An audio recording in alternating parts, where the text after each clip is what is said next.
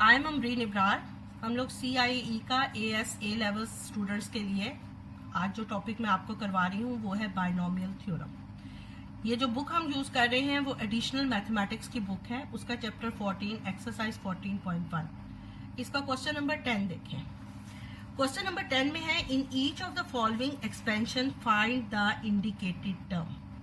यानी आपको ये एक्सपेंशंस दी हुई हैं और आगे टर्म्स इंडिकेट की हुई हैं, आपने वो टर्म निकाल दिए हैं।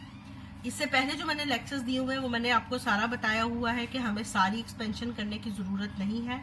हमें जो टर्म नंबर बताएगा, हमारे पास फार्मूला है, हम वो टर्म नंबर निकाल सकते हैं। अब इसने ए पार्ट में दिया है 1 + 4x की पावर 7 और कहा है फिफ्थ टर्म बताएं क्या होती है। अब सबसे पहले तो हमने देखना है कि ये बाइनोमियल कंडीशन थ्योरम की कंडीशन को कंप्लीट करता है कि नहीं। बाइनोमियल थ्योरम की कंडीशन क्या है कि फर्स्ट टर्म को मस्टली 1 होना चाहिए और 2 टर्म्स के दरमियान में पॉजिटिव साइन होना चाहिए।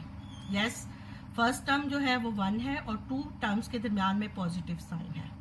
अब हमने इसका फिफ्थ टर्म लेना है। Fifth term means in CRN।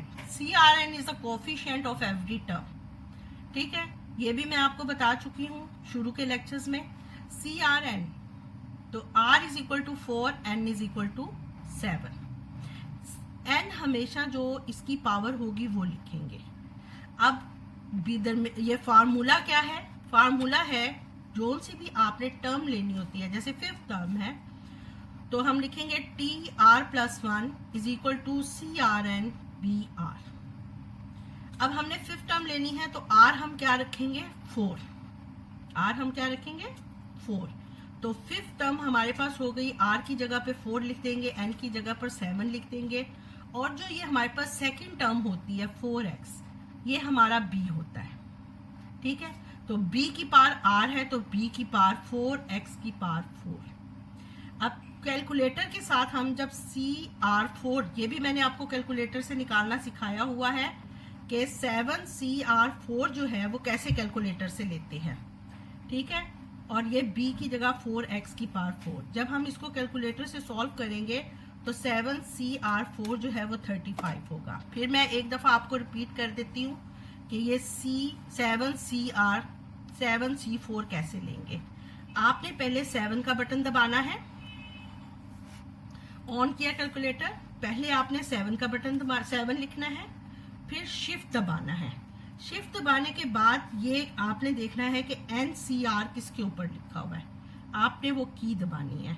उसके बाद कौन सा नंबर है?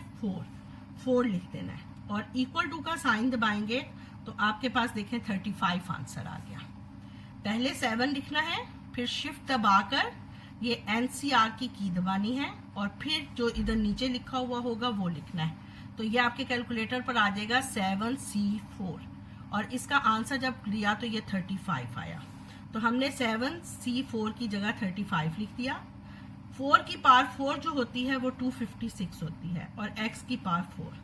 अब 35 को 256 से मल्टीप्लाई किया तो वो बन गया 8960 x की पावर 4। तो हमने फिफ्थ टर्म ही निकालनी थी, ये हमारी फिफ्थ टर्म निकल आई। ठीक है, इसी तरह इसका बी पार्ट देखें। बी पार्ट है 1 - x² की पावर 20 और 8th टर्म निकालनी है। अब सबसे पहले हम देखेंगे कि इसकी बाइनोमियल कंडीशन पर थ्योरम लग सकता है कि नहीं। ये हमें कंफर्म हो गया कि फर्स्ट टर्म 1 है लेकिन ये नेगेटिव साइन है, तो हम क्या करेंगे, इस -x² को ब्रैकेट में लिख देंगे और प्लस। जब हम ये ब्रैकेट ओपन करेंगे तो यही वैल्यू बनेगी। तो हमने लिख दिया 1 + ब्रैकेट में -x² और इसकी पावर क्या हो गई? 20 हो गई। इसकी पावर 20 हो गई। अब 8th टर्म लेनी है तो फार्मूला क्या है? TR + 1 = CRN BR। तो 8th टर्म लेनी है तो R क्या हो जाएगा? 8 से एक नंबर कम हो जाएगा 7 और N क्या होगा? जो आपकी एक्सपेंशन की पावर है, वही एक्सप्रेशन की पावर है वही लिखेंगे। N = 20 और B हमारे पास क्या हो जाएगा? ये जो ब्रैकेट के अंदर सेकंड टर्म है -x² हमारे पास B हो जाएगा। अब T8 = C27 - x² की पावर 7। अब 7C27 ये कैसे सॉल्व करेंगे, ये देखिए, पहले आपने 20 दबाना, 20 आपने क्लियर वो किया, उसके बाद शिफ्ट, फिर NCR वाली की देखनी है, फिर 7 आपने लिखना है, इक्वल टू लिखा तो 7752 हो गया। क्लियर, इसका आंसर आ गया। अब हमने देखना है कि -x² की पावर 7 है। अब ये हमें एक रूल पता है कि अगर नेगेटिव की पावर इवन होगी तो आंसर हमारे पास पॉजिटिव में आएगा, और अगर नेगेटिव की पावर ऑड होगी तो आंसर हमारा नेगेटिव में आएगा। तो हमने ये नेगेटिव की पावर 7 है तो -77,520 x⁻14, ये हमारे पास एक टर्म आ गई। उसके बाद हम लोगों ने ये देखा सी पार्ट में कि 1 + 2x की पार्ट 10 मिडल टर्म निकालनी है, मिडल टर्म इसकी निकालनी है। अब हमें ये पता है, पीछे मैं बता चुकी कि जो ये n होता है, यानी जो ये पावर होती है, नंबर ऑफ टर्म्स इससे ज्यादा होता है, 1 ज्यादा होता है। अब सबसे पहले तो हम इसको कंडीशन, बाइनोमियल कंडीशन अप्लाई करेंगे कि फर्स्ट टर्म जो है वो 1 है और पॉजिटिव साइन है बिटवीन 2 टर्म्स, तो -2 को हम ब्रैकेट में लिखकर पॉजिटिव साइन लगा देंगे। अब नंबर ऑफ टर्म्स कितनी होंगी, 11, 10 पावर है तो नंबर ऑफ टर्म्स कितनी आएंगी हमारे पास, 11, और 11 के नंबर का मिडल नंबर कौन सा होता है, 1 2 5 इधर से छोड़ें, 7 to 11 5 इधर से, तो 6th टर्म हमारी मिडल टर्म है। अब हमने क्या लिया, जब हमने 6 टर्म लेनी है तो R क्या लेंगे, 5, TR + 1 NCR BR में हम वैल्यू डालेंगे, R 5 and 10 और B क्या है हमारे पास -2x, तो T6 हमारे पास आ जाएगा 10C5 -2x की पावर 5। अब 10C5 जब हमने कैलकुलेटर से सॉल्व किया तो वो आया 252, और जाहिर बात है नेगेटिव की पावर ऑड है तो माइनस साइन आ जाएगा, और 2 की पावर 5 32 के इक्वल है x की पावर 5। इन दोनों को हमने मल्टीप्लाई किया तो हमारे पास आंसर आ गया -8064 x की पावर 5। तो ये हमारी 6th टर्म आ गई, और ये क्या है, मिडल टर्म है, ये हमारी क्या है, मिडल टर्म, ये हमारा आंसर हो गया। उसके बाद आप डी पार्ट देखें, डी पार्ट में है 1 + 2x² की पावर 8, और हमने टर्म निकालनी है जिसमें x की पावर 12 हो।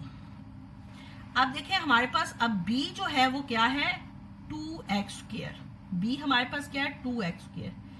b की हम क्या पावर लें कि ये x की पावर 12 बन जाए, तो b की पावर अगर हम 6 ले लें तो x की पावर क्या बन जाएगी, 12, तो जो b की पावर होती है वो r होता है, तो r = 6, n = 8, n =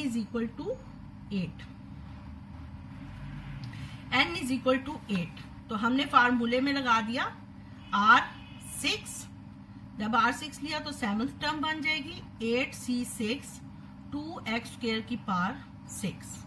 तो जब हमने इसको 8C6 को ओपन किया कैलकुलेटर से तो वो 28 बना, 2 की पावर 6 64, और x² की पावर क्या हो जाएगी, 6, x² की पावर 6 जो है वो किसके इक्वल होती है, x की पावर 12 के। ठीक है, x की पावर 12, 28 को 64 से मल्टीप्लाई करेंगे तो 1792 x की पावर 12। ठीक है, ये हमारा आंसर हो गया। उम्मीद है, अल्हम्दुलिल्लाह, थैंक यू।